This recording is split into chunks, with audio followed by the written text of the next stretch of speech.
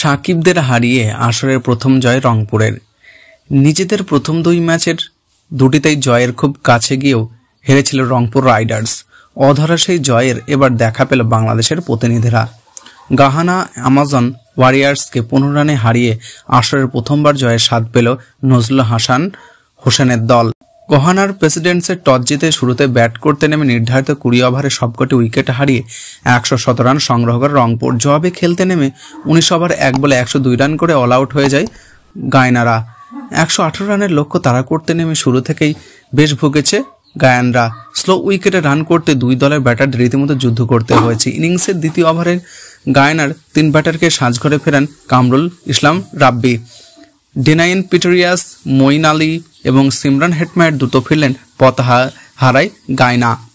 এখান থেকে আর ঘুরে দাঁড়াতে পারেনি স্থগিতরা। উল্টোর নিয়মিত বিপরীতে উইকেট হারিয়ে ম্যাচ থেকে ছিটকে যায় তারা। ব্যাটারদের আসা যাওয়ার মধ্যে এক প্রান্ত আগলে রেখে ব্যাটিং করার চেষ্টা করেছেন শাইন হোপ।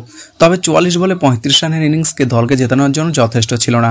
রংপুরের হয়ে 13 রানে 4 উইকেট শিকার করেছে রাব্বি। এছাড়াও 12 রানে 3 উইকেট পেয়েছেন হারমিত সিং, আর একটি করে উইকেট পেয়েছেন রিয়াদ হোসেন ও মেহেদি হাসান। এর আগে ব্যাট করতে নেমে 27 রানে 5 উইকেট হারায় রংপুর। টপ অর্ডার ব্যর্থতার দিনে দলের হাল ধরেন খুরশিদ শাহ। এই পাকিস্তানি ব্যাটার 47 বলে করছেন 18 রান। তার 50-তে ভর করে লড়াই করার পুঁজি পায় বাংলাদেশের প্রতিনিধিরা। গহনার হয়ে 15 রানে 3 উইকেট পেয়েছেন প্রোটিয়াস, আর 21 রানে 2 উইকেট পেয়েছেন তানজিম হাসান সাকিব।